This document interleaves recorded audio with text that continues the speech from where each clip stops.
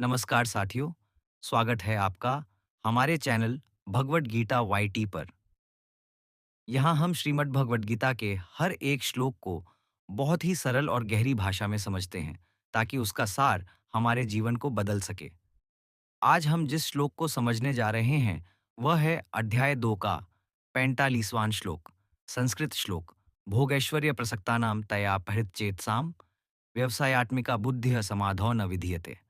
इस श्लोक का सहज सा अर्थ यह है कि जिनका मन भोग सुख और ऐश्वर्य के पीछे लगा रहता है, जिनकी चेतना उन्हीं चीजों से छिन गई है, उनके लिए व्यवसायात्मा यानी स्थिर, एकाग्र और सतत बुद्धि, समाधि, गहरी ध्यान एकाग्रता या आध्यात्मिक स्थिरता में स्थापित नहीं होती।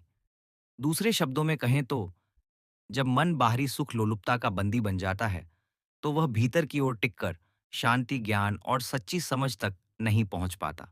इस श्लोक में भोग का मतलब केवल भौतिक सुख ही नहीं है।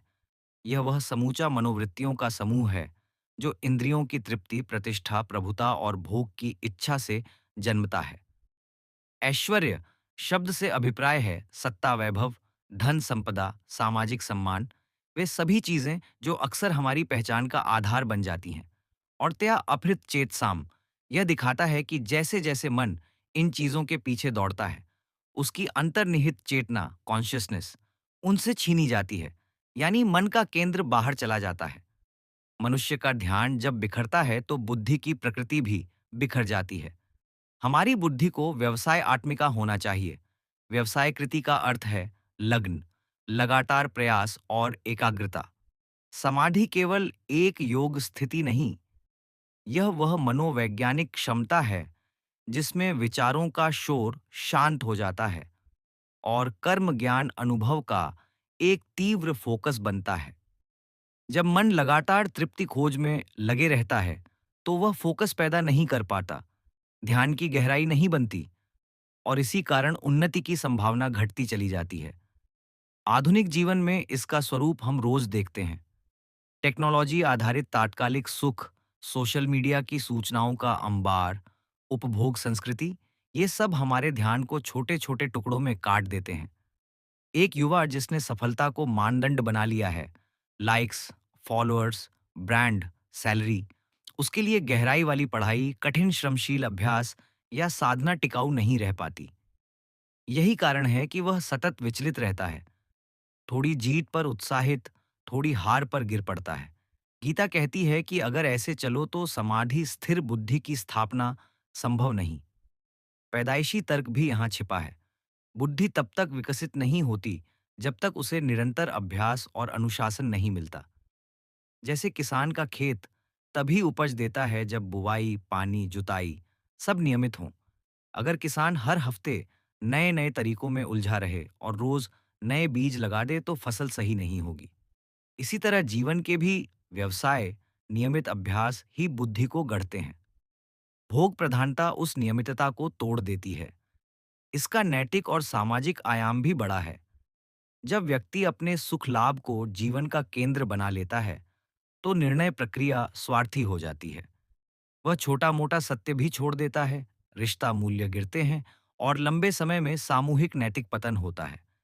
गीता यही चेतावनी देती है कि आत्मिक उन्नति तभी संभव है जब मन की प्राथमिकता सेवा, सत्य, धर्म बने, न कि भोग, सम्मान, वैभव।